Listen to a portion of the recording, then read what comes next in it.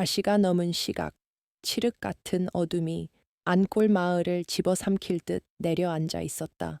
사방이 쥐죽은 듯 고요한 가운데 오직 최진사 댁 사랑채 처마 끝에서 떨어지는 빗물 소리만이 정적을 깨뜨리고 있었다. 그 평온을 찢어 발긴 것은 사람의 목청이라고는 믿기지 않을 만큼 날카롭고 처절한 비명이었다. 혼례를 치른 지 불과 사흘이 지난 날 밤이었다. 신방문이 거칠게 열리더니 속옷 차림의 사내 하나가 마당으로 굴러 떨어지듯 뛰쳐나왔다. 그는 마치 귀신에게 홀리기라도 한 사람처럼 눈동자가 뒤집혀 있었고 입가에는 허연 거품을 물고 있었다. 흙탕물에 얼굴을 처박으면서도 그는 뒤를 돌아볼 엄두조차 내지 못한 채 무엇인가에 쫓기듯 내 발로 기어서 대문을 향해 필사적으로 몸부림쳤다. 번쩍이는 천둥 번개와 함께 드러난 그의 얼굴은 공포로 일그러진 최진사 댁의 장남 만석이었다. 도대체 그날 밤 닫힌 신방 안에서는 무슨 일이 벌어졌던 것인가? 이 기이하고도 끔찍한 사단의 시작은 정확히 사흘 전 마을 어귀에 나타난 낯선 마차 한 대로부터 비롯되었다. 이야기는 사흘 전으로 거슬러 올라간다. 최진사가 세상을 떠난 뒤 가세가 급격히 기울어 가던 이 집안에는 성격이 판이한 두 형제가 살고 있었다. 형인 만석은 욕심이 많고 거칠애를 중요시하여 빚을 내서라도 좋은 옷을 입고 양반 행세를 해야 직성이 풀리는 위인이었다. 반면 동생 칠성이는 머리가 다소 우둔하고 말주변이 없었으나 심성이 소처럼 우직하고 착하여 마을 사람들의 굳은 일을 도맡아 하면서도 불평 한마디 할 줄 모르는 순박한 사내였다. 형 만석은 툭하면 동생을 구박하며 네가 멍청하여 우리 집안이 이 모양 이 꼴이라며 타박하기 일쑤였다. 그러던 어느 날 한양에서 왔다는 거상 김대인이 화려한 비단 옷을 입고 수십 명의 하인을 대동한 채 최진사 댁을 찾아왔다. 김대인은 최진사가 살아생전 자신에게 베풀었던 은혜를 갚고자 왔다며 자신의 두 딸을 두 형제와 혼인시키겠노라고 선언했다. 기울어가는 가세에 며느리를 드릴 형편이 못되었던 만석에게는 마른 하늘의 단비와도 같은 소식이었다. 김대인은 엄숙한 표정으로 가마의 문을 열게 하였다. 첫 번째 가마에서 내린 여인은 그야말로 천하절색이었다. 이름은 향단이라 했는데 눈은 맑은 호수 같고 코는 옥을 깎아 세운 듯 했으며 앵두 같은 입술에 눈처럼 하얀 피부를 지니고 있었다. 그녀가 발을 내딛자 낡은 최진사 댁마당이 환해지는 듯했고 어디선가 꽃내음이 진동하는 착각이 들 정도였다. 만석은 그 자리에서 넋을 잃고 침을 꿀꺽 삼켰다. 자신의 평생에 저토록 고운 여인을 보게 되리라고는 상상도 못했기 때문이었다. 향단은 수줍은 듯 부채로 얼굴을 가리고 있었지만 그 사이로 보이는 눈매에는 교태가 흐르고 있었다. 만석은 이미 마음속으로 저 여인은 나의 것이라 단정짓고 동생 칠성이가 감히 넘보지 못하도록 눈을 부라리며 경계의 빛을 띠었다. 그러나 두 번째 가마에서 내린 여인의 모습은 실로 충격적이었다. 가마꾼들이 힘겹게 가마를 기울이자 쿵 하는 묵직한 소리와 함께 땅이 울리는 듯 했다. 가마 밖으로 나온 여인, 복수는 그 덩치가 웬만한 장정 두 명을 합친 것보다 더 커 보였다. 허리는 쌀가마니 두 개를 두른 듯 했고 얼굴은 보름달보다 더 둥글고 펑퍼짐했으며 눈은 살에 파묻혀 잘 보이지도 않았다. 게다가 그녀의 옷차림은 비단이 아닌 무명천이었는데 몸집이 워낙 거대하여 옷감이 터질 듯 위태로워 보였다. 복순이 한 걸음 걸을 때마다 마당에 흙먼지가 풀썩이며 일어났고 그녀는 주위의 시선 따위는 아랑곳하지 않고 품에서 주먹만한 떡을 꺼내 우물우물 씹고 있었다. 만석은 그 모습을 보고 기가 차다는 듯 코웃음을 쳤다.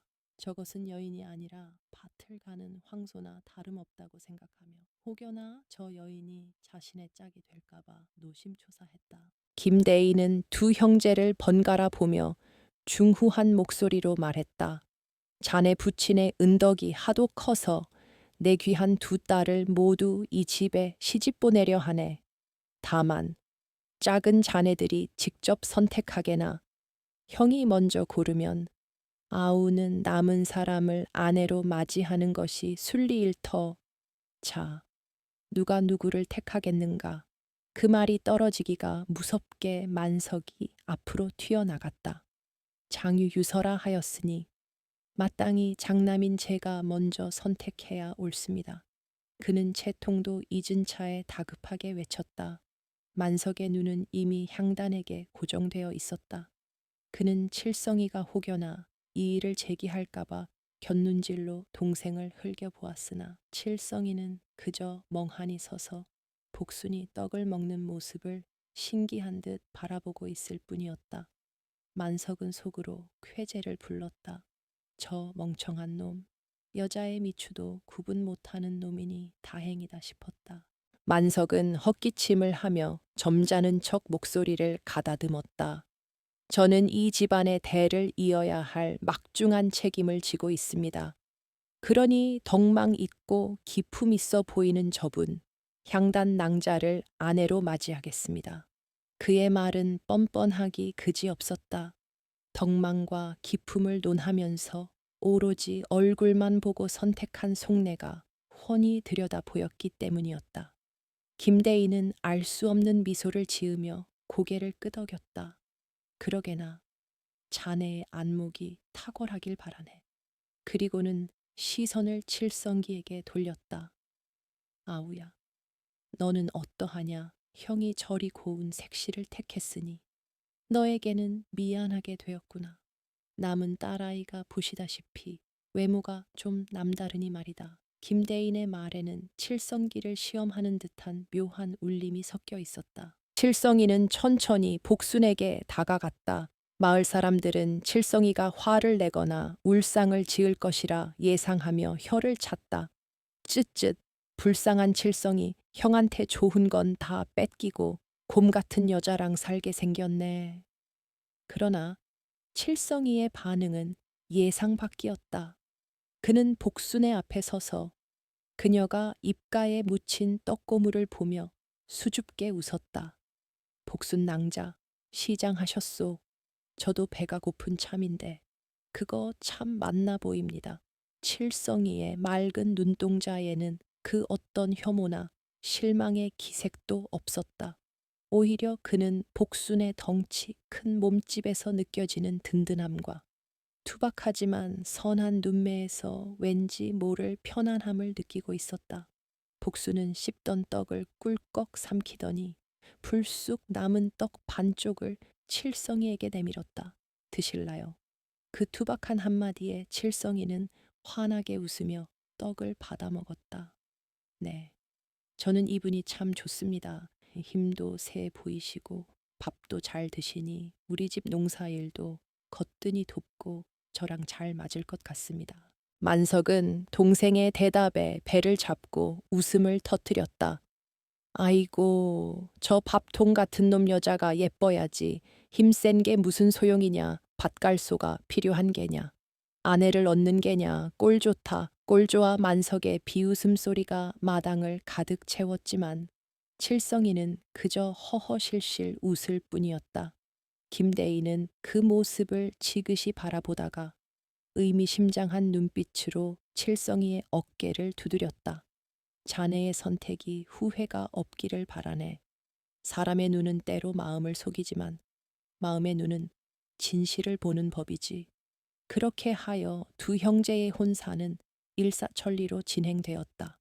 마을 사람들은 이 기막힌 혼사를 구경하기 위해 구름처럼 몰려들었다. 한쪽에서는 천하절색의 신부를 맞이한 만석을 부러워하면서도 질투 어린 시선을 보냈고 다른 한쪽에서는 산채만한 신부를 맞이한 칠성기를 보며 동정 섞인 조롱을 퍼부었다. 혼례식 당일 만석은 입이 귀에 걸려 어쩔 줄을 몰랐다. 붉은 화롯을 입은 향단의 자태는 눈이 부실 지경이었고 하객들은 그녀의 미모를 칭송하느라 여념이 없었다. 만석은 마치 자신이 왕이라도 된 양 거드름을 피우며 술잔을 기울였다. 이제 내 인생은 폈다. 저런 미인과 함께 산다면 평생 손에 물 한 방울 안 묻히게 하고 호강하며 살리라. 그는 김대인이 가져온 지참금 보따리를 힐끔거리며 그 안에 들어있을 재물에 대한 기대감으로 부풀어 있었다. 반면 칠성이의 혼례상은 초라하기 그지없었다. 복순이 입은 화롯은 그녀의 몸에 비해 턱없이 작아 겨드랑이 부분이 트어질 듯했고 절을 할 때마다 마루가 삐걱거려 하객들의 웃음거리가 되었다. 그러나 칠성이는 연신 복순의 이마에 흐르는 땀을 닦아주며 세심하게 그녀를 챙겼다. 부인, 덥지 않소. 조금만 참으시오. 식 다 끝나면 시원한 막걸리 한 사발 들이킵시다. 밤이 깊어 첫날 밤을 치르기 위해 각자의 신방으로 들어갈 때였다. 향단은 만석의 부축을 받으며 사뿐사뿐 걸어 들어갔고 그 뒷모습은 마치 선녀가 구름 위를 걷는 듯했다. 만석은 침을 흘리며 문을 닫아 걸었고 밖에서 듣던 사람들은 부러움의 탄식을 뱉었다. 한편 복수는 칠성기와 함께 신방으로 향했는데 문을 통과할 때 어깨가 문틀에 끼어 한바탕 소동이 벌어졌다. 문틀이 우지끈 소리를 내며 흔들리자 복수는 머쓱한 듯 머리를 긁적였고 칠성이는 괜찮다며 문을 잡아주었다. 간신히 방에 들어선 두 사람. 밖에서 엿듣던 동네 짓궂은 청년들은 칠성이네 방에서 무슨 소리가 날지 궁금해 귀를 기울였다. 그러나 들려오는 소리는 묘했다. 드르렁, 드르렁. 방에 들어간 지 차에 반 시진도 되지 않아 천지를 진동시키는 코골이 소리가 담장을 넘어 울려 퍼지기 시작한 것이다.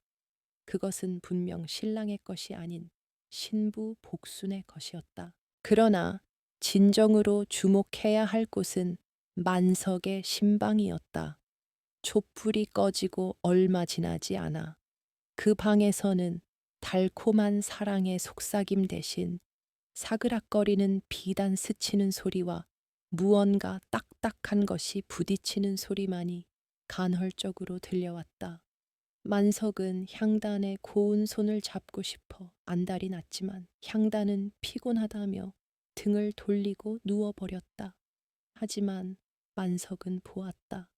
어둠 속에서 번뜩이는 그녀의 눈빛이 자신이 알던 수줍은 처녀의 것이 아님을, 그리고 그녀가 잠자리에 들기 전 자신이 가져온 패물함을 품에 꼭 안고는 절대 놓지 않으려 했던 그 탐욕스러운 손길을 말이다. 만석은 술 기운에 잘못 본 것이라 스스로를 위로하며 잠을 청하려 했다. 하지만 그날 밤 그는 꿈속에서 뱀이 자신의 목을 조르는 가위에 눌려 식은 땀을 흘려야 했다. 이것은 앞으로 닥쳐올 재앙의 서막에 불과했다.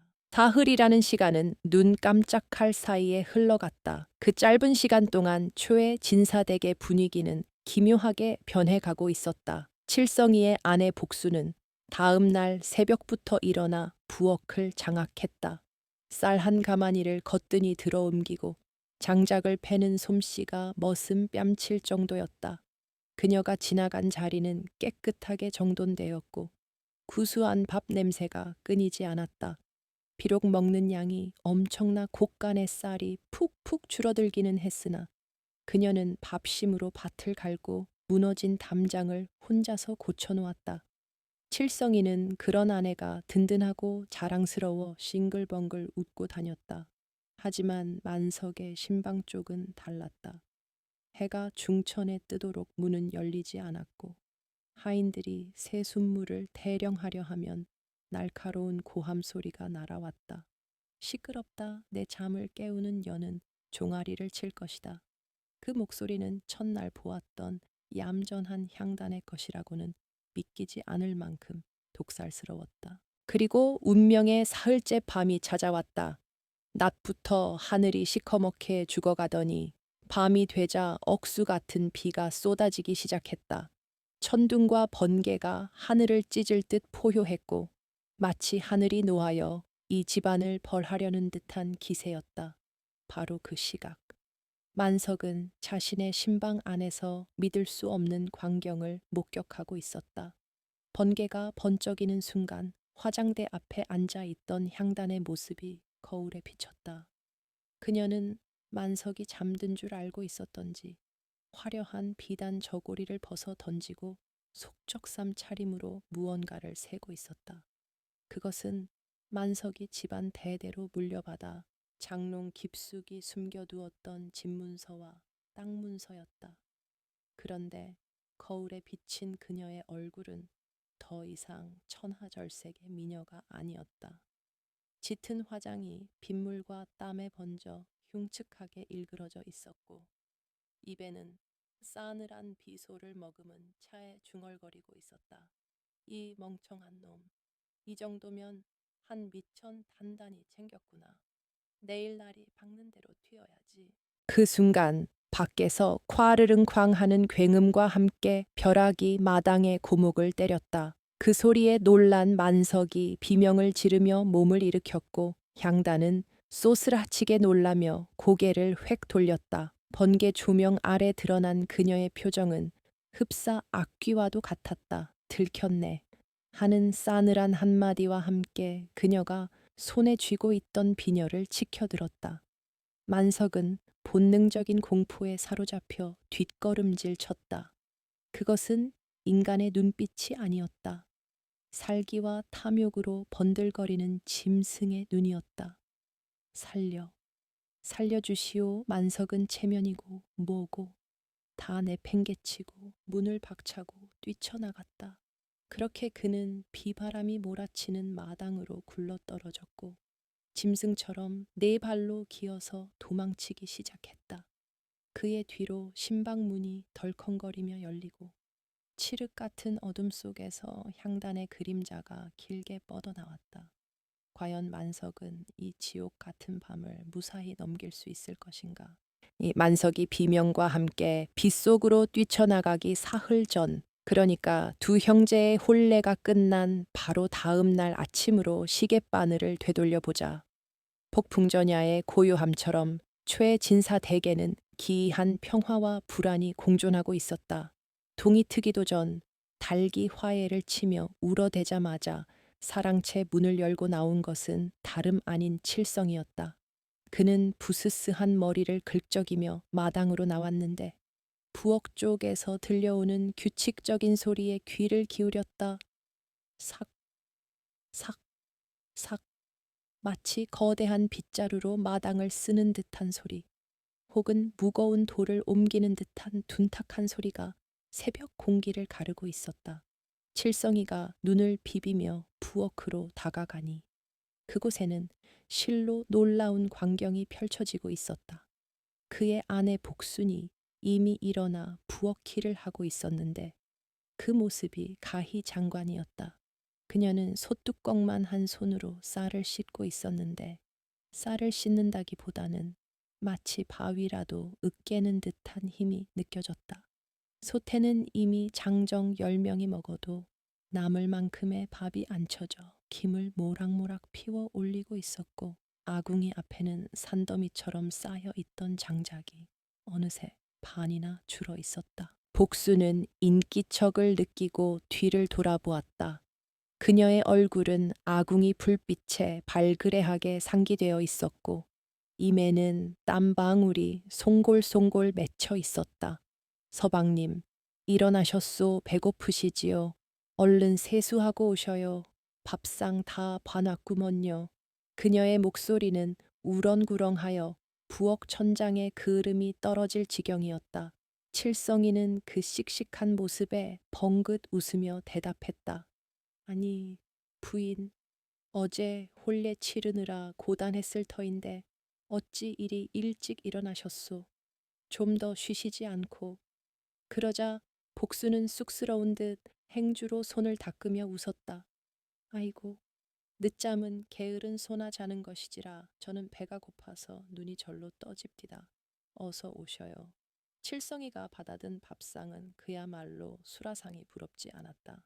비록 반찬은 시래기 된장국에 김치, 나물 몇 가지가 전부였으나 밥그릇의 크기가 세숫대야만 했고 국그릇 역시 동이만 했다. 칠성이는 아내의 정성에 감복하여 숟가락을 들었다. 반면 건너편 안채의 풍경은 사뭇 달랐다. 해가 중천에 떠서 닭들이 모이를 쪼아 먹고 머슴들이 아침 일을 거의 마칠 때가 되도록 만석의 신방문은 굳게 닫혀 있었다. 하인들은 세숫물을 떠다 놓고 문 밖에서 발만 동동 구르고 있었다. 아침 문안 인사를 올려야 하는데 인기척이 없으니 들어갈 수도 없고 깨울 수도 없는 노릇이었다. 참다 못한 늙은 유모가 조심스럽게 문을 두드렸다. 아씨, 도련님, 해가 중천입니다요. 기침하실 시간입니다. 그러자 방 안에서 날카로운 비명 같은 짜증이 날아왔다. 아이, 시끄러워. 누가 감히 내 단잠을 깨우는 게야. 썩 물러가라. 그것은 분명 새색시 향단의 목소리였다. 잠시 후 방문이 벌컥 열리더니 만석이 퀭한 눈으로 비틀거리며 나왔다. 그의 몰골은 하룻밤 사이에 10년은 늙은 듯 초췌해 보였다. 만석은 유모를 향해 손사래를 쳤다. 쉿, 조용히 하게. 부인께서 잠귀가 밝아 심기가 불편하신 모양이야. 아침상은 방으로 들이되 반찬에 꿩고기가 없으면 상을 물러라 하셨으니 얼른 가서 구해오게. 유모는 기가 막혀 입을 다물지 못했다. 이 시골 구석에서 그것도 아침 대바람에 꿩고기를 어디서 구한단 말인가. 하지만 만석의 표정이 워낙 절박해 보였기에 유모는 혀를 차며 부엌으로 향할 수밖에 없었다. 방 안에서 향단은 이불을 머리끝까지 뒤집어 쓴 채 나오지 않았고 만석은 방문턱에 걸터 앉아 한숨을 푹푹 쉬었다. 어젯밤 그는 향단에게 다가가려다 호되게 면박만 당했다. 피곤하다, 냄새가 난다, 이불이 까칠하다 등등 온갖 트집을 잡아대는 통에 손목 한 번 제대로 잡아보지 못한 채 뜬 눈으로 밤을 지사운 것이다. 그런데도 만석은 향단의 그 빼어난 미모에 홀려 그녀가 화를 내면 낼수록 더 안달이 나서 어쩔 줄을 몰랐다. 저 도도한 콧대를 꺾고 기필코 내 여자로 만들리라. 그런 오기와 욕정이 뒤섞인 마음으로 그는 하인들을 닥달하기 시작했다. 점심 나절이 되어서야 향단이 밖으로 나왔다. 그녀는 곱게 화장을 하고 최고급 비단 옷을 입고 있었는데 그 옷맵시는 실로 화려하여 눈이 부실 지경이었다. 그녀는 마당을 걷는 것조차 싫어하여 가마를 대령하라 소리쳤고 흙이 신발에 묻을까봐 하인들의 등에 업혀 다니려 했다. 그녀가 입을 열 때마다 돈 타령이 쏟아졌다. 서방님, 이 집은 왜 이리 칙칙하옵니까? 한양에서는 금박을 입힌 병풍이 유행이라던데 제 화장품이 다 떨어졌는데 청나라에서 온 분이 아니면 피부에 발진이 돋아서 쓸 수가 없어요. 저기 저 늙은 종려는 왜 저리 굼뜹니까? 꼴 보기 싫으니 내치세요. 만석은 그녀의 비위를 맞추느라 정신이 없었다. 곳간 열쇠를 내어주고 읍내 장터로 사람을 보내 비싼 물건들을 사들이게 했다. 최 진사가 평생을 아껴 모은 재산이 봇물 터진 둑처럼 줄줄 새어나가기 시작했다. 하지만 만석은 스스로를 위로했다. 미인을 얻으려면 이 정도 대가는 치러야지. 내 아내가 돋보여야 나도 체면이 서는 법이야. 한편 칠선기와 복수는 마을 뒷산 황무지에 있었다. 그곳은 돌이 많고 땅이 척박하여 아무도 거들떠보지 않던 버려진 땅이었다. 복수는 소매를 걷어붙이고 밭으로 들어갔다. 그러고는 믿을 수 없는 괴력을 발휘하기 시작했다. 장정 셋이 달라붙어도 꿈쩍 않던 바위를 그녀는 혼자서 들어 올려 밭둑 밖으로 집어 던졌다. 쿵쿵 땅이 울릴 때마다 칠성이는 입을 다물지 못했다.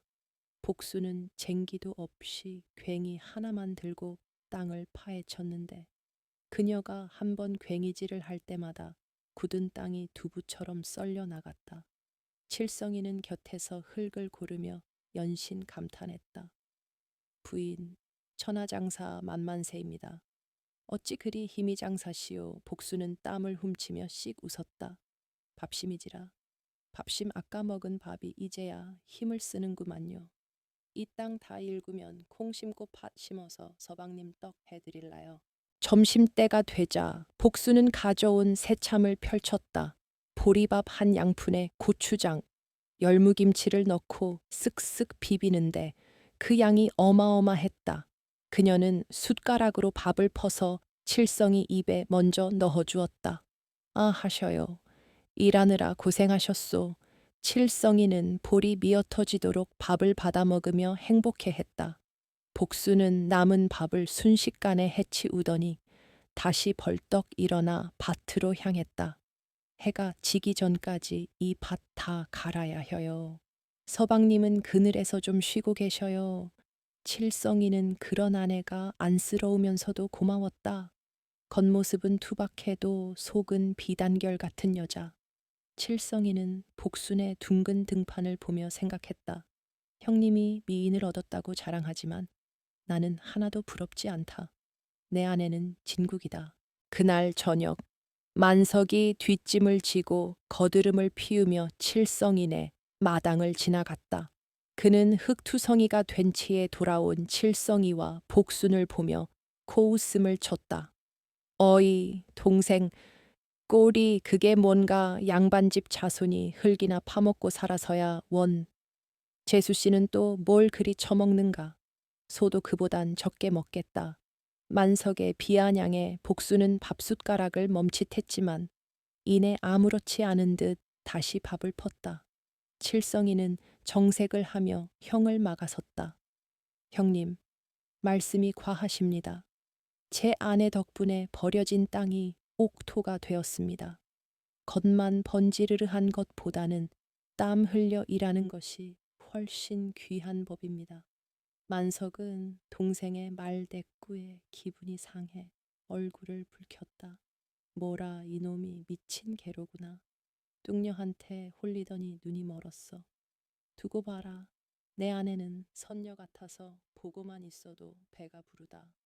너처럼 밥값으로 기둥뿌리 뽑힐 일은 없을 게다. 만석은 획 돌아서서 가버렸지만 속으로는 칠성인의 화기애애한 분위기가 못내 부러웠고 자신의 텅 비어가는 지갑 사정에 불안감을 느끼고 있었다. 이튿날이 되자 상황은 더욱 악화되었다. 향단은 이제 대놓고 패악질을 부리기 시작했다. 가져온 혼수가 마음에 안 든다며 시어머니가 물려주신 자개장을 뒤엎었고 반찬 투정을 하며 밥상을 마당에 내던졌다. 쨍그랑 그릇 깨지는 소리가 멈출 날이 없었다. 그녀는 만석에게 읍내 고리대금업자 박첨지를 찾아가 돈을 빌려오라고 성하였다. 서방님, 제 친구들은 다 비취놀이개를 하는데 저만 없어요. 그거 하나 못 사주면서 무슨 양반입니까? 만약 안 사주시면 오늘 밤도 국물도 없을 줄 아셔요.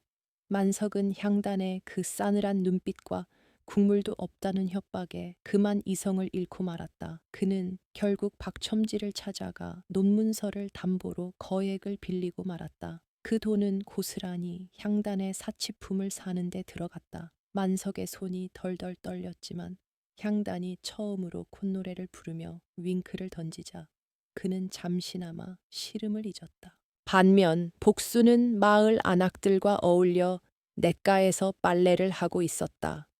처음에는 그녀의 덩치를 보고 수군대던 안악들도 복순이 빨래 빵망이질 한 번에 때가 쏙 빠지는 것을 보고는 감탄을 금치 못했다. 게다가 복수는 힘든 빨래를 도맡아 해주며 구수한 옛날 이야기로 좌중을 웃음바다로 만들었다. 세댁, 힘이 천하장산에 그려 마음씨도 비단결이고 칠성기가 장가 하나는 잘 들었어.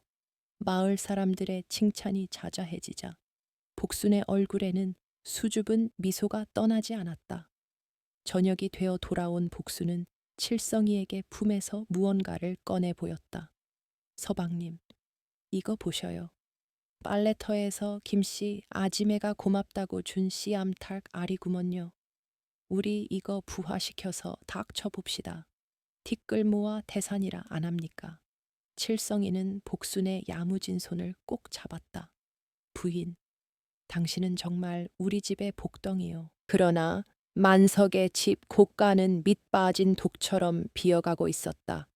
향단은 빌려온 돈으로 산 비단과 폐물을 방 안에 가득 쌓아놓고도 만족할 줄 몰랐다. 그녀는 하인들이 보지 않는 틈을 타 만석이 잠든 사이에 곳간 열쇠를 복사하고 집안의 귀중품 위치를 파악하고 있었다. 그녀의 눈은 탐욕으로 번들거렸고 가끔 혼자 있을 때면 말투가 천박하게 변하곤 했다. 헤이, 시골 총우석 양반 나부랭이 주제에 꼴값을 떠내 빨아먹을 건 다 빨아먹고 튀어야지. 그녀가 김대인의 딸이 아니라 한양 뒷골목에서 소문난 꽃뱀이라는 사실을 만석은 꿈에도 모르고 있었다. 김대인이라 칭했던 자 역시 그녀와 한패거리인 사기꾼이었으니 이 모든 것은 최진사 댁의 재산을 노린 치밀한 연극이었던 것이다. 운명의 사흘째 날 아침부터 후텁지근한 바람이 불어오더니 하늘 빛깔이 심상치 않게 변했다. 제비들이 땅바닥에 낮게 날고 개미떼가 줄지어 이동하는 것이 영락없는 폭풍의 징조였다. 마을 노인들은 하늘을 올려다보며 혀를 찼다. 큰 비가 오겠구먼. 그것도 아주 징한 놈으로다가 칠성기와 복수는 비설거지를 하느라 분주했다. 지붕을 엮고 밭고랑을 터서 물길을 만들었다. 복수는 무거운 멍석을 번쩍 들어 창고로 옮기고 칠성이는 석가래를 보강했다. 반면 만석의 집은 조용했다. 향단은 날씨가 굳다며 짜증을 내고 방에 틀어박혀 비단신을 닦고 있었고 만석은 전날 마신 술이 덜 깨어 툇마루에 늘어져 있었다. 하인들이 다가와 비설거지를 해야 한다고 고했으나 만석은 귀찮다는 듯 손을 휘저었다. 아, 냅둬라. 비 좀 온다고 집이 무너지겠느냐. 그깟이 오면 오는 거지. 그렇게 밤이 찾아왔다. 빗방울이 하나둘 떨어지기 시작하더니 이내 양동이로 들이붓는 듯한 폭우로 돌변했다. 전둥 소리가 고막을 때리고 번개가 밤하늘을 대낮처럼 밝혔다. 바로 그때였다. 만석은 술 기운에 잠이 들었다가 밖에서 들리는 쿵 하는 소리에 눈을 떴다. 그것은 담장이 무너지는 소리였다. 놀란 가슴을 쓸어내리며 방문을 열려고 하는데 문틈으로 기괴한 웃음소리가 새어나왔다. 크크크 멍청한 놈들 이 비에 다 쓸려 내려가라지. 내 몫은 내가 챙긴다. 만석은 자신의 귀를 의심했다. 그것은 분명 사랑하는 아내 향단의 목소리였으나 그 말투는 저작거리의 왈패보다 더 거칠었다. 떨리는 손으로 문구멍을 뚫고 안을 들여다본 만석의 눈이 공포로 크게 확장되었다. 방 안촛불 아래 향단은 보찜을 싸고 있었다. 만석이 빚을 내어 사준 폐물들과 집안 대대로 내려오던 은수저, 그리고 장롱 깊숙이 숨겨두었던 땅 문서까지 몽땅 쓸어 담고 있었다.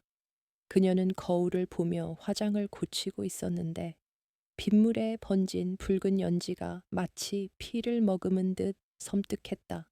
그때 밖에서 다시 한번 쾅 하는 천둥 소리가 났고 향단이 흠칫 놀라며 뒤를 돌아보았다. 그 순간 만석과 눈이 마주쳤다.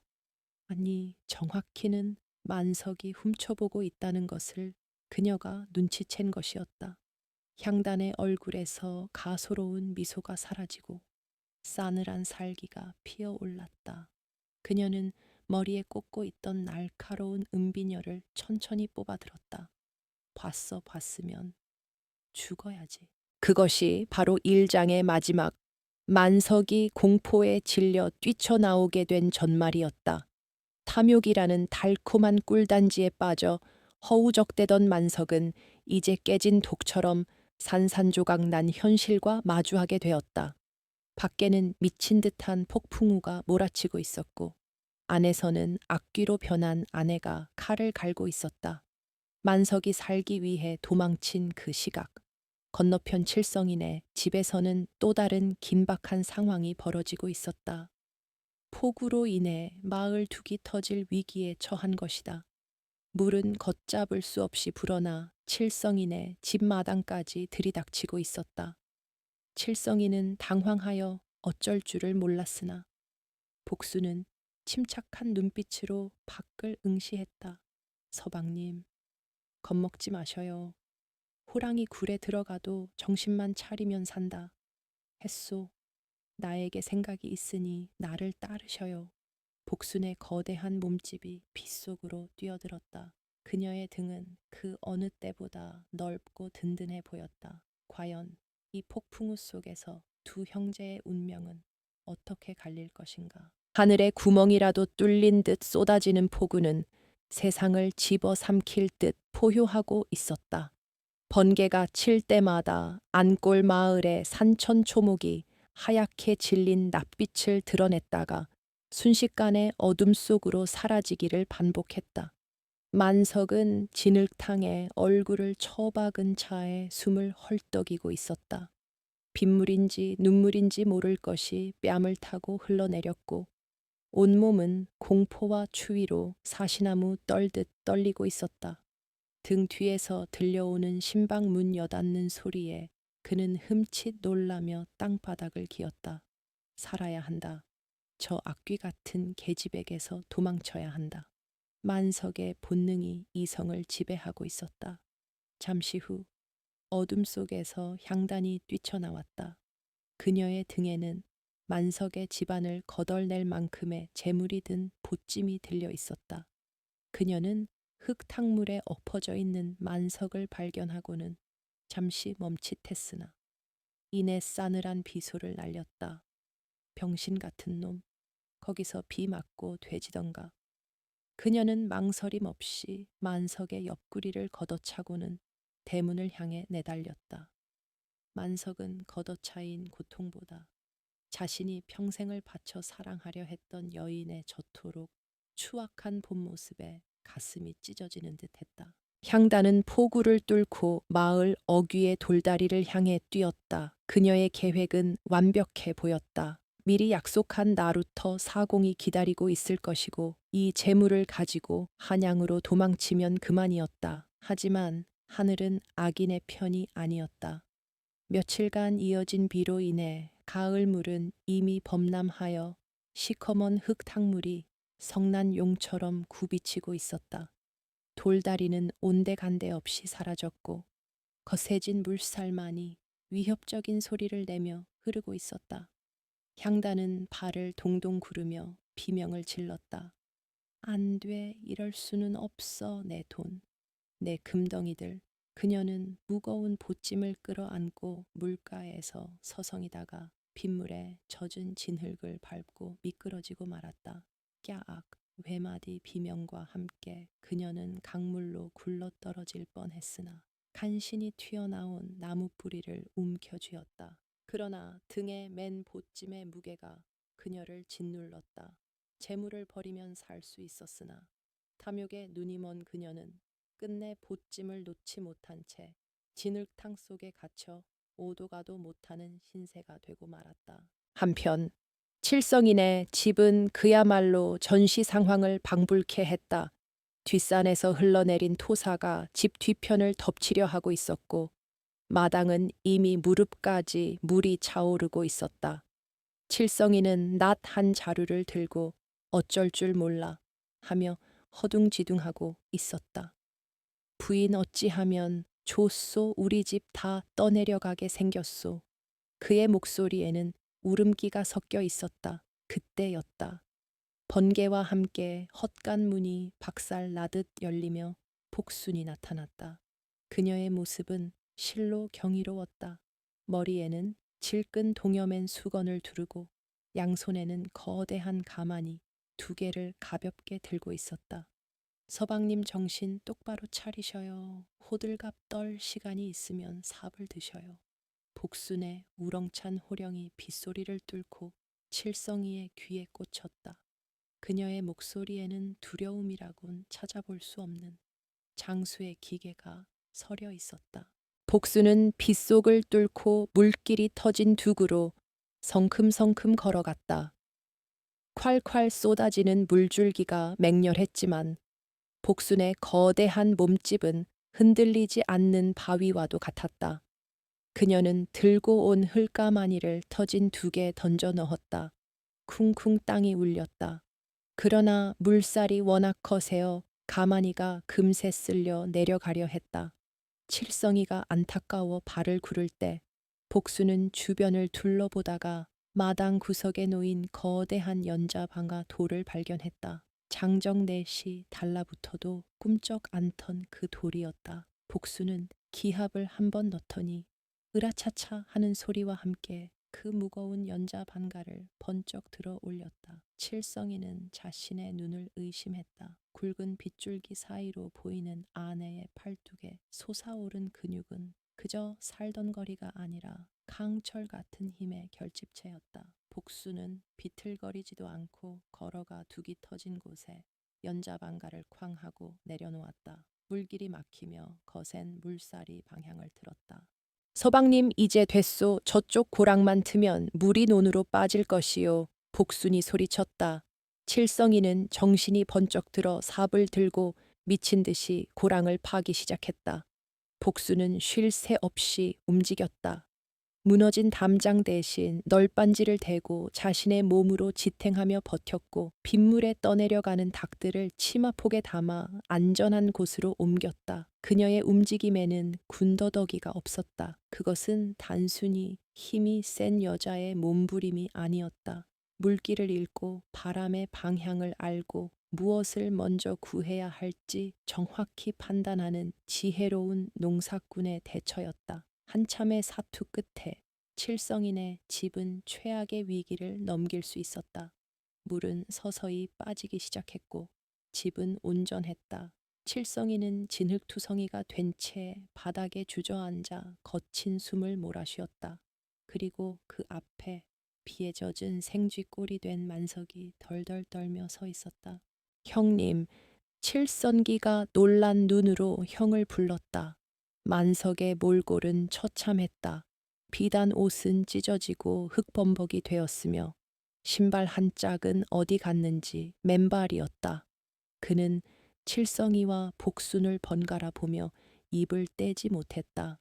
방금 전까지 자신이 돼지라 비웃었던 재수 씨가 집안을 구하는 광경을 목격한 것이다.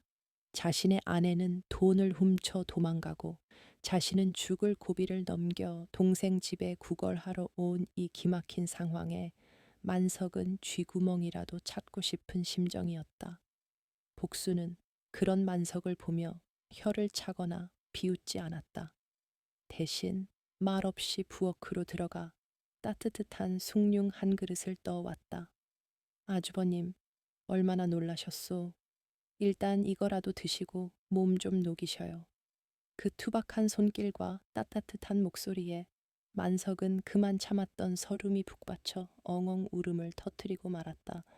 아이고, 내 팔자야, 내가 눈이 멀었지. 눈이 멀었어. 폭풍우가 조금 잦아든 새벽녘 셋은 안방에 둘러앉았다. 촛불 아래 비친 복순의 얼굴은 고단해 보였지만 눈빛만은 형형하게 빛나고 있었다. 그녀는 장롱 깊숙한 곳에서 낡은 보자기에 쌓인 작은 단지를 꺼내왔다. 칠성기와 만석은 그것이 무엇인지 궁금해하며 숨을 죽였다. 복순이 보자기를 풀자 그 안에는 화려한 폐물도 금덩이도 아닌 시커먼 씨앗들과 낡은 서책 한 권이 들어 있었다. 만석은 실망한 기색이 역력했으나 칠성이는 고개를 갸웃거렸다. 부인, 이것이 무엇이오? 복수는 씨앗을 소중하게 어루만지며 입을 열었다. 이것은 제 친정 아버님께서 평생을 연구하여 얻은 만병초 씨앗입니다. 그리고 이 책은 그 약초를 키우고 다루는 비법이 적힌 책이고요. 만석이 코웃음을 쳤다. 흥, 고작 풀떼기 씨앗이란 말이냐. 금은보화도 모자랄 판에. 그러나 복순의 표정은 진지했다. 아주버님, 돈은 쓰면 없어지는 물거품 같은 것이지만 이 씨앗은 땅에 심으면 10배, 100배로 불어나는 생명입니다. 이 비가 그치고 나면 온 마을에 역병이 돌고 기근이 들 것입니다. 그때 이 약초는 금보다 귀한 것이 될 것입니다. 복순의 말에는 확신이 차 있었다. 그녀는 단순히 힘만 센 여자가 아니었다. 김대인이 보낸 딸이라 했으나 사실 그녀는 몰락한 의원 가문의 여식으로 아버지의 유지를 받들어 약초를 재배할 땅과 듬직한 낭군을 찾고 있었던 것이다. 그녀가 덩치를 키우고 촌스러운 행세를 한 것은 겉모습만 보고 달려드는 날파리 같은 사내들을 걸러내고 진심으로 자신을 아껴줄 사람을 찾기 위함이었다. 저는 칠성 서방님의 착한 심성을 보고 제 평생을 걸기로 했습니다. 서방님은 제가 뚱뚱하다고 구박하지 않고 밥을 많이 먹는다고 타박하지 않으셨지요. 오히려 제 힘을 칭찬하고 아껴주셨습니다. 그래서 이 귀한 씨앗을 서방님과 함께 이 땅에 심어보고 싶었습니다. 복순이 칠성이를 바라보며 수줍게 웃었다. 칠성이는 감동하여 눈시울이 붉어졌다. 부인, 나는 정말 복받은 놈이오. 만석은 그 모습을 보며 망치로 머리를 얻어맞은 듯한 충격을 받았다. 자신이 그토록 무시했던 동생 부부가 나누는 것은 자신이 향단과 나누려 했던 껍데기뿐인 사랑과는 차원이 다른 깊고 단단한 신뢰였다. 자신이 좇았던 미모와 재물은 포구 한 번에 씻겨 내려갔지만 동생이 택한 투박한 진심은 폭풍우 속에서도 굳건히 뿌리를 내리고 있었던 것이다. 그때 밖에서 웅성거리는 소리와 함께 관아의 포졸들이 들이닥치는 소리가 들렸다. 이보시오, 칠성내 있는가? 마을 어귀에서 수상한 여자가 보찜을 메고 허우적대기에 잡아왔네만. 자네 형수라는 것 같은데. 포졸의 외침에 만석의 얼굴이 하얗게 질렸다. 향단이 잡힌 것이다. 그리고 이제 모든 진실이 밝혀질 순간이 다가오고 있었다. 복수는 자리에서 일어나 온 매무새를 다듬었다. 가보시지요. 이제 껍데기를 벗고 알맹이를 확인할 시간입니다. 그녀의 당당한 태도에 만석은 저도 모르게 위축되어 칠성이의 뒤로 숨듯 따라 나섰다. 비는 그쳤지만 만석의 마음속 폭풍은 이제부터가 시작이었다. 밤새 세상을 집어삼킬 듯 포효하던 비바람이 잦아들고 동쪽 하늘에서 희뿌연 서광이 비치기 시작했다. 그러나 안골 마을의 아침은 평온과는 거리가 멀었다. 마을 회관 앞마당에는 이른 아침부터 남녀노소 할 것 없이 수많은 사람이 구름처럼 몰려들어 웅성거리고 있었다. 밤사이 불어난 물에 쓸려 내려갈 뻔하다가 관아 포졸들에게 붙잡혀 온 여인이 있다는 소문이 삽시간에 퍼졌기 때문이었다. 사람들의 시선이 집중된 곳에는 오랏줄에 꽁꽁 묶인 채 진흙탕에 무릎 꿇려 있는 향단이 있었다. 어제까지만 해도 고운 비단 옷에 금비녀를 꽂고 마을을 활보하던 천하절색의 새색시는 온데간데 없고 산발한 머리에 흙투성이가 된 채 도끼 서린 눈빛을 번득이는 악귀만이 남아 있을 뿐이었다. 그녀의 옆에는 흙탕물에 젖어 묵직해진 보찜 하나가 덩그러니 놓여 있었는데 찢어진 틈새로 은수저와 옷가락지 따위가 삐져나와 번들거리고 있었다. 군중 속을 헤치고 만석이 비틀거리며 걸어 나왔다. 그의 몰골 또한 말이 아니었다.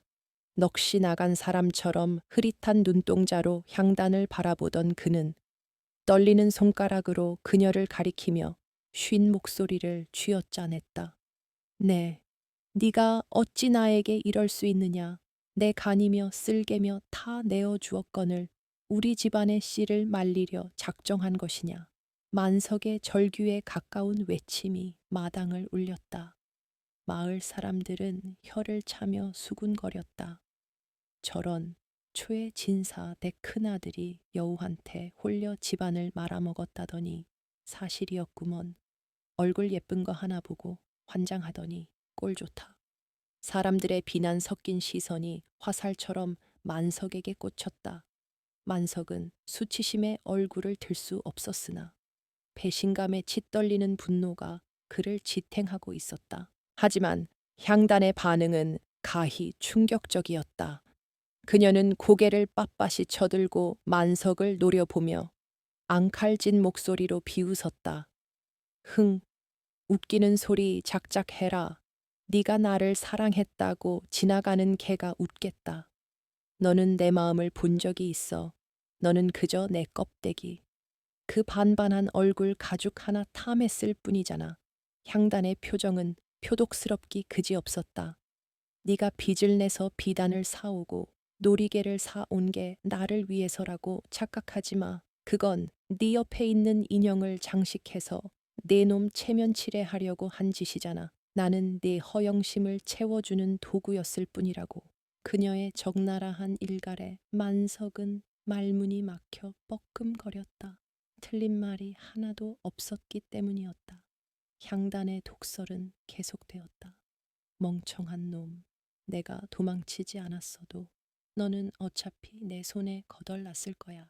주제의 양반은 무슨 속물근성만 가득 찬 빈 껍데기 주제에. 그때였다. 그 입 다물라. 천지를 진동시키는 듯한 호령 소리와 함께 인파가 모세의 기적처럼 갈라졌다. 그 길로 어제까지만 해도 볼 수 없었던 화려한 사인교 가마가 들어왔고 그 뒤를 수십 명의 호위 무사가 따르고 있었다. 가마 문이 열리고 위험 있는 표정의 김대인이 천천히 걸어 나왔다. 그는 사흘 전 초에 진사 댁을 찾았던 그 인자한 상인의 모습이 아니었다. 서리빨 같은 기세와 범접할 수 없는 아우라를 뿜어내는 그의 눈빛은 날카롭게 빛나고 있었다. 김대인은 묶여있는 향단과 넋이 나간 만석, 그리고 군중 뒤편에 서 있는 칠성이와 복순을 차례로 둘러보았다. 좌중은 찬물을 끼얹은 듯 조용해졌다. 김대인은 먼저 향단에게 다가갔다. 그는 싸늘한 눈빛으로 그녀를 내려다보며 입을 열었다. 내 너에게 기회를 주었거늘 기어이 탐욕을 이기지 못하고 제 무덤을 팠구나. 향단은 김대인을 보자마자 사시나무 떨듯 떨며 고개를 조아렸다. 대인 어른 살려주십시오. 저는 그저 시키는 대로, 아니, 잠시 눈이 멀어서. 김대인은 혀를 차며 고개를 저었다. 그리고는 만석을 향해 돌아섰다. 자, 최진사 댁 장남아, 이제 진실을 마주할 시간이 되었다. 너는 내가 보낸 두 딸 중 오로지 눈에 보이는 아름다움만을 쫓아 이 아이를 택했지. 김대인의 손짓에 호위무사가 향단의 얼굴에 물을 끼얹고 수건으로 거칠게 닦아냈다. 화장이 지워지고 민낯이 드러난 향단의 얼굴은 여전히 이목구비는 뚜렷했으나 눈가에는 천박한 주름이 자글거렸고 턱 밑에는 묘한 흉터가 드러났다. 이 아이는 내 딸이 아니다. 김대인의 폭탄 선언에 만석은 물론이고 마을 사람들 모두가 경악했다. 이 아이는 한양 뒷골목에서 소문난 꽃뱀으로 돈 냄새를 맡으면 부모 형제도 팔아먹는다는 천하의 잡년이다. 내 너희 형제를 시험하기 위해 잠시 고용했을 뿐이다. 만석은 다리에 힘이 풀려 그 자리에 주저앉고 말았다. 자신이 그토록 떠받들며 조상님 제사보다 더 귀하게 여겼던 여자가 기생도 아닌 사기꾼 꽃뱀이었다니 내가 내게 말하지 않았더냐. 사람의 눈은 마음을 속인다고. 너는 네 욕심이 투영된 허상을 사랑한 것이다. 네가 진정으로 덕망과 기품을 보았다면 이 여인의 눈 속에 들어있는 독사를 보았어야 했다. 김대인의 꾸짖음은 비수처럼 만석의 심장에 박혔다. 김대인은 이번에는 뒤편에 서 있는 칠성기와 복순 쪽으로 발걸음을 옮겼다. 마을 사람들의 시선도 자연스레 그쪽으로 쏠렸다. 흑투성이가 된 옷을 입고 있지만 어딘가 모르게 당당해 보이는 복순.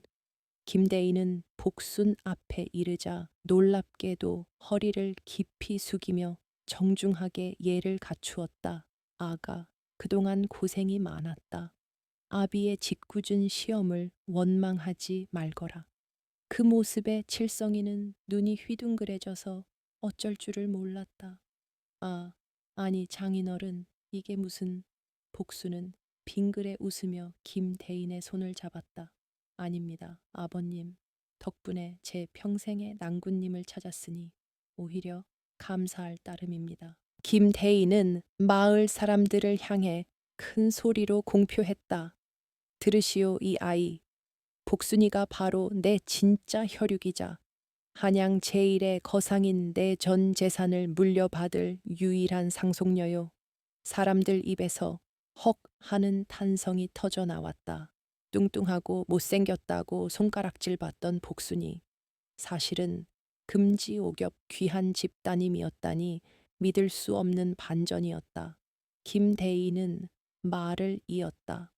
내 딸은 어려서부터 총명하고 지혜로웠으나 주변에 꼬이는 사내놈들이 하나같이 내 재물만을 탐하기에 일부러 살을 찌우고 촌스러운 행사액을 하여 진실한 사람을 찾고자 했던 것이요. 복수는 쑥스러운 듯 얼굴을 붉혔으나 그 눈빛만은 맑고 깊었다. 그녀는 품에서 어젯밤 칠성이에게 보여주었던 만병초 씨앗 단지를 꺼내 아버지에게 보였다. 아버지, 저는 재물보다 더 귀한 것을 얻었습니다. 비바람이 몰아쳐도 무너지지 않을 튼튼한 집과 저를 있는 그대로 아껴주는 듬직한 지아비를 얻었습니다. 만석은 넋이 나간 채 그 광경을 바라보았다. 자신이 돼지라며 비웃고 무시했던 복순이 사실은 자신이 그토록 갈망했던 부와 명예, 그리고 지혜까지 모두 갖춘 진정한 보석이었던 것이다. 그는 자신이 놓친 것이 단순히 돈이 아님을 깨달았다. 그는 사람을 보는 눈, 인생의 동반자를 알아보는 지혜, 그리고 형제 간의 우애까지 모든 것을 자신의 어리석음으로 걷어차 버린 셈이었다. 김대인은 다시 만석에게 다가와 싸늘하게 선고했다. 만석아, 너는 장남으로서 가문을 지키기는커녕 패가망신의 길로 이끌었다. 또한 너는 빚을 갚기 위해 논문서까지 팔아먹지 않았느냐. 이제 그 빚은 네가 갚아야 할 몫이다. 그때 박첨지를 비롯한 빚쟁이들이 기다렸다는 듯 들이닥쳤다. 최만석 돈 갚을 시간이다. 당장 저놈을 끌어내라. 빚쟁이들이 만석의 멱살을 잡고 흔들었다. 만석은 칠성이를 바라보며 애원했다. 아우야, 칠성아, 제발 나 좀 살려다오. 내가 잘못했다. 형이 미쳐서 그랬어. 그러나 칠성이가 나서기도 전에 복순이 앞을 막아섰다. 그녀의 표정은 단호했다. 아주버님, 죄는 지은 대로 가고 물은 흐르는 대로 가는 법입니다. 이번 일은 아주버님이 스스로 감당하셔야 할 업보입니다. 저희가 빚을 대신 갚아드릴 수는 있으나 그것은 아주버님을 위한 길이 아닙니다. 밑 빠진 독에 물을 붓는다고 독이 채워지겠습니까? 스스로 깨진 독을 떼우고 다시 시작하셔야 합니다. 복순의 말은 매정하게 들렸지만 그 속에는 만석이 정신을 차리기를 바라는 깊은 뜻이 담겨 있었다. 향단은 포졸들에게 끌려가며 악에 바친 비명을 질렀다. 이건화, 내가 누군지 알아두고 봐. 내 가만 안 둘 거야. 그녀의 추악한 발악은 멀어지는 포졸들의 발소리와 함께 사라져 갔다. 마을 마당에는 씁쓸한 정막만이 감돌았다. 김대희는 칠성이의 어깨를 두드리며 말했다. 자네야말로 내 진짜 사위일세. 겉모습에 현혹되지 않고 사람의 진심을 볼 줄 아는 자네의 그 맑은 눈이 내 딸을 알아보았어. 자, 이제 집으로 가세. 내 딸이 자네를 위해 준비한 선물이 아주 많다네. 칠성이는 얼떨떨했지만 옆에서 환하게 웃는 복순을 보며 마주 웃었다. 복순의 미소는 아침 햇살을 받아 그 어느 때보다 아름답게 빛났다. 그 순간만큼은 그녀가 천하절색 향단보다 100배, 1000배는 더 고와 보였다. 만석은 빚쟁이들에게 끌려가며 땅을 치고 통곡했다. 그의 눈물은 진흙 바닥에 떨어져 흔적도 없이 사라졌다. 아이고, 어머니 아버지, 제가 불효자입니다. 제가 눈뜬장님입니다. 그의 뒤늦은 후회는 공허한 메아리가 되어 흩어질 뿐이었다. 마을 사람들은 그 모습을 보며 혀를 찼지만 누구 하나 그를 동정하지 않았다. 인과응보, 뿌린 대로 거둔다는 옛말이 하나도 틀리지 않음을 눈앞에서 목격했기 때문이었다. 하늘은 맑게 개었지만 최진사댁의 운명은 폭풍우가 지나간 뒤 완전히 뒤바뀌어 있었다. 화려한 껍데기는 벗겨지고 투박하지만 단단한 알맹이만이 그 가치를 인정받는 순간이었다. 이제 남은 것은 폐허가 된 가문을 다시 일으켜 세우고 상처받은 마음들을 치유하며 살아가는 일뿐이었다. 그리고 그 중심에는 칠성기와 복순, 이 지혜로운 부부가 서 있었다. 세월은 흐르는 물과 같고 쏘아놓은 화살과 같다 하더니 안골 마을에 그 못진 비바람이 휩쓸고 지나간 지도 어느덧 5해가 흘렀다.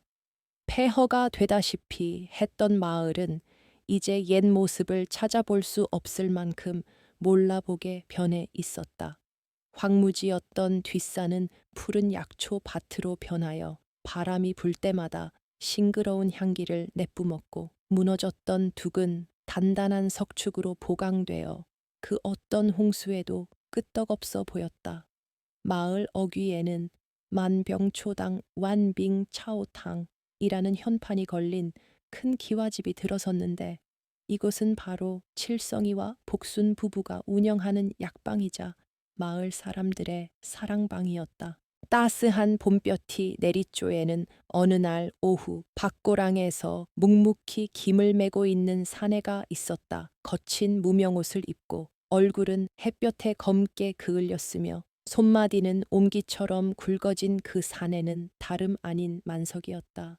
예전에 그 기름지고 뽀얗던 얼굴은 온데간데 없고 주름진 임에는 삶의 고단함이 깊게 패여 있었다. 그는 빚쟁이들에게 시달리며 집과 논을 모두 빼앗겼고 결국 동생 칠성인의 집의 머슴이나 다름없는 신세가 되어 빚을 갚아 나가고 있었다. 처음 1년은 분하고 억울하여 술로 밤을 지새우기도 했고 도망칠 궁리도 해보았다. 그러나 향단이 관에서 곤장을 맞고 노비로 팔려갔다는 소식을 들은 후 그리고 칠성이와 복순이 자신을 내치지 않고 묵묵히 밥상을 차려주는 것을 보며 그는 서서히 마음을 고쳐먹기 시작했다. 형님, 새참 드시고 하셔요. 칠성이가 막걸리 주전자를 들고 다가왔다. 만석은 허리를 펴고 이마에 땀을 닦으며 멋쩍게 웃었다. 그래, 고맙다. 날이 참 좋구나. 예전 같으면 어이, 동생 술상 좀 봐오게 라고 호통쳤을 그였지만 지금의 목소리에는 겸손과 미안함이 배어 있었다. 만석은 칠성이가 건넨 막걸리 한 사발을 단숨에 들이켰다. 꿀맛이었다. 비단 옷을 입고 기생집에서 마시던 최고급 청주보다 땀 흘린 뒤 동생과 마시는 이 탁주 한 사발이 훨씬 더 달고 시원하다는 것을 깨닫는 데는 자그마치 40년이라는 세월이 걸린 셈이었다. 그때 저 멀리서 아이들의 웃음소리와 함께 복순이 걸어오고 있었다. 그녀의 모습은 실로 놀라웠다. 예전에 그 산채만 했던 덩치는 온데간데 없고 건강하고 다부진 체격의 중년 부인이 되어 있었다. 억지로 굶어서 뺀 살이 아니었다. 지난 5년간 그녀는 새벽부터 밤까지 약초를 캐고 밭을 일구며 쉼없이 몸을 움직였다. 그 정직한 노동의 땀방울이 그녀의 몸에 덕지덕지 붙어 있던 군살을 걷어내고 그 속에 숨겨져 있던 본연의 아름다움을 조각해낸 것이다. 햇볕에 그을린 피부는 구릿빛으로 건강하게 빛났고 눈은 맑은 호수처럼 깊어졌으며 걸음걸이에는 당당한 기품이 서려 있었다. 사람들은 이제 그녀를 보고 퉁녀라 비웃지 않았다. 대신 안골의 여장부, 약초 할매의 환생이라 부르며 존경을 표했다. 복순의 양손에는 칠선기와의 사이에서 낳은 오누이가 매달려 있었다. 아들은 아비를 닮아 우직하고 튼튼했고 딸은 어미를 닮아 지혜롭고 눈이 맑았다. 복수는 만석을 보자 환하게 웃으며 다가왔다. 아주버님, 고생이 많으십니다. 오늘 저녁에는 아주버님 좋아하시는 닭백숙을 푹 고아 놓을 테니 일찍 들어오셔요. 만석은 코끝이 찡해져 고개를 숙였다. 재수씨, 매번 고맙소. 내 이 은혜를 어찌 다 갚을지. 복수는 손사래를 쳤다. 은혜라니요. 한 식구끼리 그런 말씀 마셔요. 아주버님이 밭일을 도맡아 해주신 덕분에 올 약초 농사가 대풍입니다. 다 아주버님 덕분이지요. 복순의 말에는 가식이 없었다. 그녀는 만석이 진심으로 뉘우치고 땀 흘려 일하는 모습을 보며 그를 진정한 가족으로 받아들인 지 오래였다. 그날 저녁, 칠성인의 집 마당에서는 조촐한 잔치가 벌어졌다. 한양에서 김대인이 오랜만에 내려온다는 소식이 있었기 때문이다. 해질녘이 되자 마을 어귀에 화려한 행렬이 들어섰다. 김대인은 칠순이 넘은 나이에도 여전히 정정한 모습으로 감에서 내렸다. 그는 달라진 마을 풍경과 칠성인의 집의 번성함을 보며 연신 고개를 끄덕였다. 허허, 척박했던 땅이 옥토가 되었구나. 내 딸의 안목이 틀리지 않았어.